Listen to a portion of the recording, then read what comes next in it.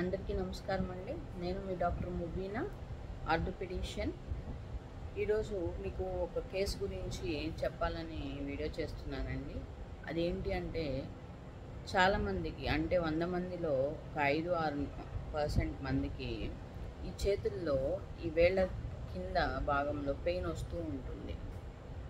అది రాను రాను ఏమవుతుందంటే, ఇలా ఫోల్డ్ చేసినప్పుడు ఫోల్డ్ అవుతుంది, కానీ ఇలా మళ్ళీ ఎక్స్టెండ్ చేసినప్పుడు ఇలా కంప్లీట్గా రాకుండా ఈ ఫింగర్స్ ఇలానే బెండ్ అయిపోయి ఉంటాయి అన్నమాట.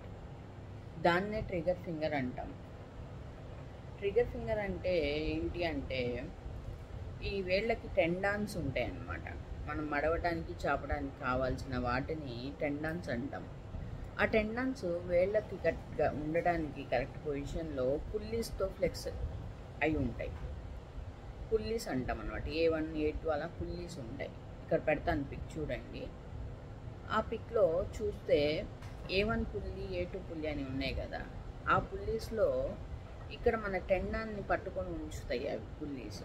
కానీ కొంతమందిలో ఎవరిలో అంటే ఎక్కువ పనిచేసే వాళ్ళల్లో, లేదా కొంతమంది ఇలా పిండే పనులు చేస్తూ ఉంటారు వాళ్ళల్లో, తర్వాత ఎక్కువ గ్రిప్తో చేసే పనులు చేసే వాళ్ళల్లో ఏమవుతుందంటే, ఆ టెండాన్ షీట్ అంటాం అన్నమాట. పైన ఆ లేయర్లో ఇన్ఫ్లమేషన్ వస్తుంది, అంటే వాపు వస్తుంది. బాగా వాపు రావటం వల్ల కొంతమంది బుడిపెలు కూడా అవుతాయి అన్నమాట. అక్కడ బుడిపెలాగా అవుతుంది. మనం ఇలా ప్రెస్ చేస్తూ ఉంటే పెయిన్ కూడా తెలుస్తుంది. అలా అయినప్పుడు ఆ బుడిప అటు ఇటు జరిగేటప్పుడు, అంటే మనం మడవటం చాపడం జరిగినప్పుడు ఆ పుల్లి దగ్గర స్ట్రక్ అయిపోయి ఉంటుంది. దానివల్ల మనం మడిచినప్పుడు మడుచుకుంటుంది, చాపినప్పుడు స్ట్రక్ అయిపోయి ఇలానే ఉండిపోతుంది. ఇలానే ఉండిపోయి మనం దాన్ని ఇలా ఎక్స్టెండ్ ఫోర్స్గా చేస్తే ఒక సౌండ్, క్లిక్ సౌండ్ వస్తుంది అన్నమాట. దాన్ని ట్రిగర్ ఫింగర్ అంటాం. అయితే ఈ బుడిప అనేది ఎందుకు వస్తుంది అని అంటే, బాగా ఎక్కువ రోజులు నుండి పెయిన్ ఉండి ఇన్ఫ్లమేషన్ అలానే ఉండటం వల్ల బుడిపెలాగా తయారవుతుంది. సో మనం ఏం చేయాలి, మనం ఎలా కనుక్కోవచ్చు దీన్ని అంటే, మనం కనుక్కోవడానికి వేరే ఎక్స్రేలు కానీ స్కానింగ్లు కానీ ఏం అవసరం లేదు. జస్ట్ చూడగానే తెలిసిపోతుంది. ఇలా మడుస్తూ ఇలా చాపినప్పుడు ఇది చాపడానికి రాకుండా ఇలానే ఉండిపోతుంది పొజిషన్లో. తర్వాత ఈ కింద ఏరియాలో బుడిపెలాగా ఉంటుంది, మనం ఒత్తినప్పుడు పెయిన్ ఉంటుంది అన్నమాట. ఇదే దీనికి డయాగ్నోసిస్. అయితే దీన్ని ఎలా తగ్గించుకోవాలి? ఫస్ట్ స్టేజెస్, ఎర్లీ స్టేజెస్లో ఉంది పెయిన్ అన్నప్పుడు పెయిన్ మెడికేషన్ ఇస్తాం మనం. పెయిన్కి, తర్వాత స్వెల్లింగ్ తగ్గడానికి మెడిసిన్స్ ఇచ్చి చూస్తాం. తగ్గట్లేదు అంటే స్ప్లింట్ అంటాం అన్నమాట. స్ప్లింట్ వేస్తాం అన్నమాట. స్ప్లింట్ వేసి దాన్ని కదలీకుండా, అంటే అక్కడ ఉన్న వాపును తగ్గించడానికి స్ప్లింట్ వేసి కదలీకుండా ఒక నెల గనక ఉంచితే కొంతమందిలో వాపు తగ్గటం ఉంటుంది. దానివల్ల నార్మల్ అయ్యే అవకాశం ఉంటుంది.